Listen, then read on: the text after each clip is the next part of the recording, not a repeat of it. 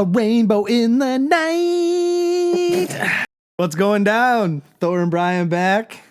Little does it hold up action on the docket today. Right, Brian? Yes. Indeed. I introduced Brian to another gem from the 90s. I don't know how you didn't know about this show.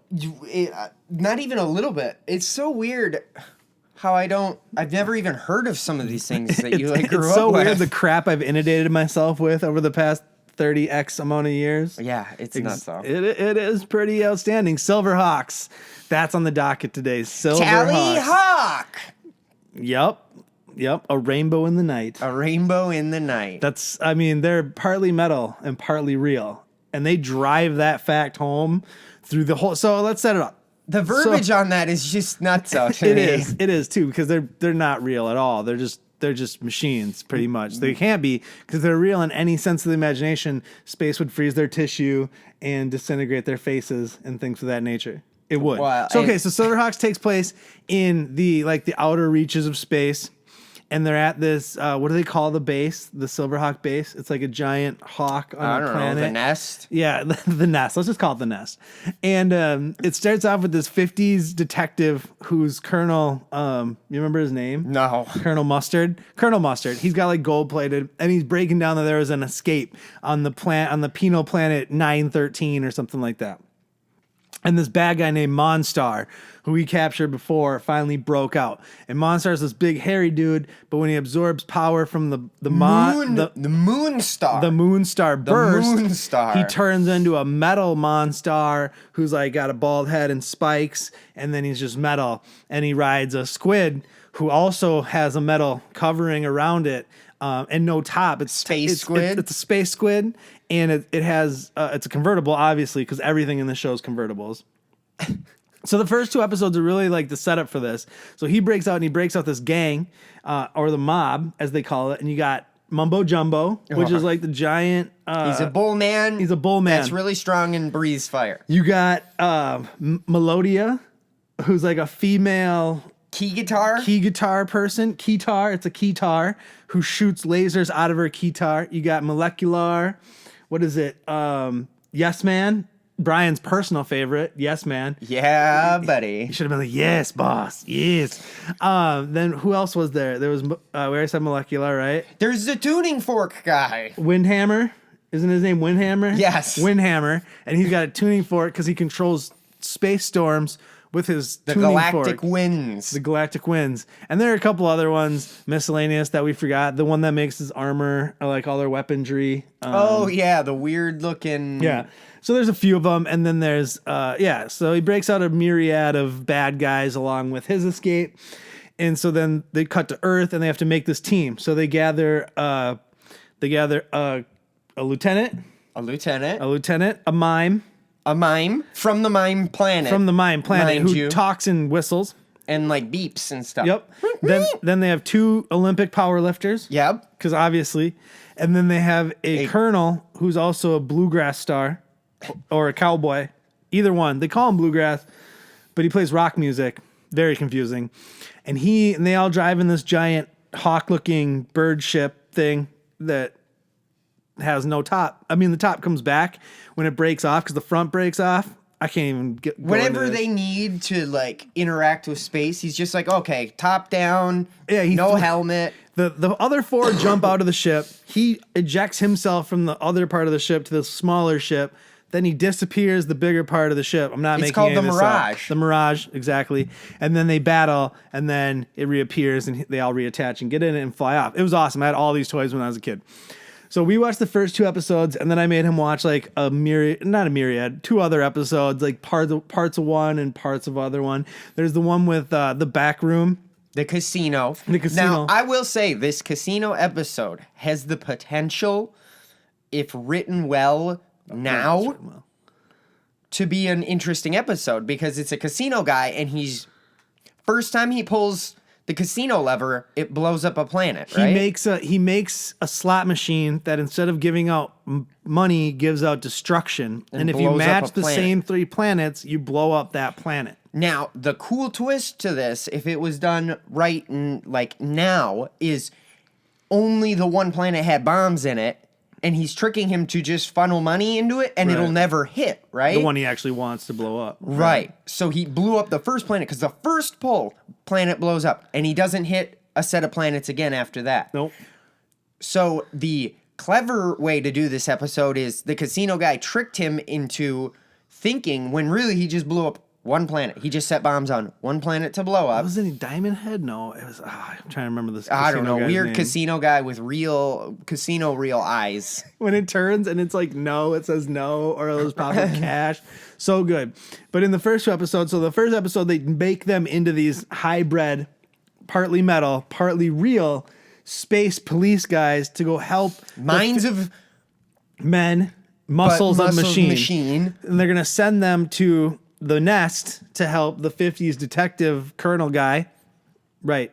The leader. And they're going to go help him. So the first episode is literally them on Earth, like getting ready. The second episode, they send him there. But then Monstar brings all his dudes in their space limos. And all the space limos have no tops. Not one space limo has a top. Nope. Nobody breathes air in this show. And literally the laws of physics do not... It's No, like... they have these shields they just pull down over their face. Which we can't really... I mean, if we're going to nitpick... No, we can't. It's like you have galactic wind guy, you have sound people, which there's no sound in space, so it's like... They play their guitars. Because Bluegrass, the pilot, he has his guitar. When he plays it, he shoots out a blue... like laser beam thing, but it like twists and it doesn't do any damage if you shoot it inside. It only does damage if you shoot it at bad guys out in space. Well, I think he can probably sound. turn up the volume. You know what I mean? If maybe he's got it at a 1 when he's inside, just showing off. Turns it up to 11. Turns it up to 11. What's the name of his guitar? Do you remember? Nope. Do not remember. I do not remember. His guitar has a name. Oh yeah, because he talks to it every time he wants to play it, and then he just rocks out on it. And he's got like a scarf. It's amazing. Bluegrass, my favorite character. Well, Copper Kid, the Mind Planet, he's pretty good too because he doesn't speak. He does kind of. It's almost like that really awful robot voice that you hated from Thundercats, but way toned back. Yeah, raised a pitch and not constantly, right? Where it's just like. Because then at the end of every episode, oh my God, I almost forgot this. At the end of every episode, it's any 80s cartoon, right? So there has to be like learning involved. You gotta get you some learning. If you ain't getting some learning, then there's no point to this whole thing, right? What are we doing? So, but it's a space show. So what do you learn about? Space and the solar system and asteroids and what they're made of and what planet is called what gravity is. What gravity is, what a orbit is. Yeah. It teaches you things. So at the end of our episode, Copper Kid is in like a simulator and Bluegrass is teaching him things.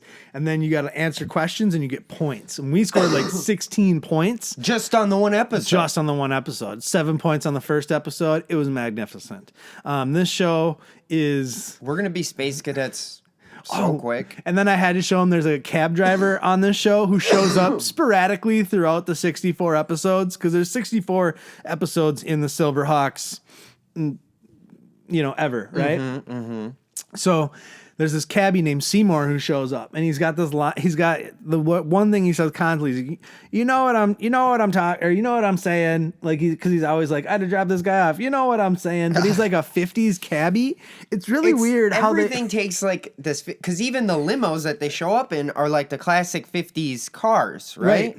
But like they look the gangster cars. But they look like space limos but they're green with like things and pipes. I mean, this show takes so much from so many like design elements. It's very odd. And then mashes it all into a ball, and it's like, here you go, and 80s goodness. And robots. That's how you turn it 80s, is make everything Buzzsaw, robots. we forgot Buzzsaw. He's just got saws. He shoots saws. I used to have him. He was a great him and Mumbo Jumbo. Him and Mumbo Jumbo were like the best for the bad guys. Did you have a little tally hawk? I did. Well, yeah, because that's right. When they get to outer space, when they get to the nest, there's a partly metal, partly real hawk. That's like their spy thing, but it pretty much does all the work. It's seriously, they're like, just disable a bunch of ships with it. The guy shoots the saw blades, and it goes against the saw blade while it's spinning with its wing and cuts it in half. Yep. So the blade's useless. Well, then it beats the space squid. Yeah, it's just like they run around and kind of not really do a whole lot, but goof around, and the Hawk literally does all the work. There's so much goodness though that transpires through the series. There's more Silverhawks that show up later on. Wait, really? Oh yeah. Oh yeah, it gets crazy. We could get a more colorful cast than all these goofy people. We should do a part 2. Oh boy, we'll do it because this was part 1. Because this was this is literally part 1, like the first 32 episodes, and you get to see Zero, the mine thief, who's literally got a tape recorder on his chest, and he uses a stick to steal people's memories. I'm not making any of this up. It's amazing. But does it hold up? That's the question, right? I mean, as awesome as all this sounds, is it worth your time to sit down and watch? Or is this something where you could watch this video and literally get the gist of it? Probably. I'll be honest. Ronin Warriors, I was like, dude, amazing. I love it. It's I know. so We've never good. watched anymore. You know, kick and beat. I'm loving everything. This is kind of like... By episode 3, you were checked out. I mean, it's Thundercats, but 10 times worse. But they make everything like way crazier, so you think you'd be like, oh my god, what is happening? In the first like 2 episodes, I was like, what is going on? But by the 3rd episode, you've kind of accepted the madness that is your life, and you're sort of like, oh, rainbows shooting out of the Mirage ship. I guess that's just fine. That's normal. Right. It just propels by rainbows. Melodia and Bluegrass having a battle of Guitar guitar battle, versus yeah, guitar in space with lasers that look like notes, that look like musical notes. Again, it's like, it's just, they throw the wildest stuff at you. Well, and then they have wings to fly in space, right? Because, I mean, you need wings to fly in space. Well, and they always say, what is it, like, wing out whenever they want to do the wings. It's like... They have jet boosters on their feet, but they have no hand boosters. Yeah. Or, like, they say they have shoulder boosters, Yeah. but you never see them They just engage. shoot. They just have laser shoulder 'em. lasers, not shoulder, like, cannons. So, it's It's just so wild, and it's not done well wild. It's just wild. Yeah. And it's like they figure, if we just keep throwing crazy stuff at them, they'll keep wanting to watch.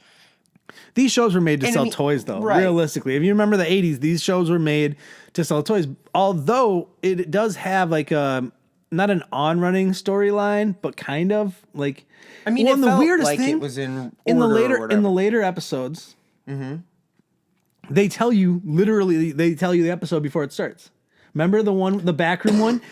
So and so gets captured. Yeah, then it they show literally up. goes Blah, blah, through blah. the It gives whole you thing. beat by beat about the episode and about a. It doesn't tell clip. you like how they win, but you literally could skip the first 5 minutes 15. of the frickin' how long are those episodes? 30, 20, 23. You could skip the first half. Easily with like the I mean, beginning literally recap. imagine the next time on Dragon Ball Z, but instead it's this time on Dragon Ball Z. Frieza gets killed on the planet and Goku needs to escape. Didn't they do that though too? I don't they do remember last that. time, then this time, I don't know. Either way, so does it hold up? Brian, you say no. I say no.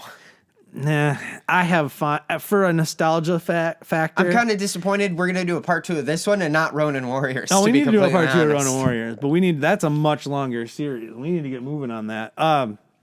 No, it doesn't hold up as much as I like it for the nostalgia factor. Because, like I said, high nostalgia factor. If you saw it when you were younger and you loved it, you'll still enjoy it. And if you know someone who owns the DVDs, borrow them from them, give them a watch, because it's something you only throw on maybe once every few years. You watch it for like a day when you're sick or it's raining or you got nothing going on, and then you're like, yep, I remember this. I remember why I don't watch this regularly, and then you turn it off because it doesn't really hold up. No. So that's it. Like, share, subscribe. I'm Thor. That's Brian. Say goodbye, Brian. Goodbye, Brian. Deuces.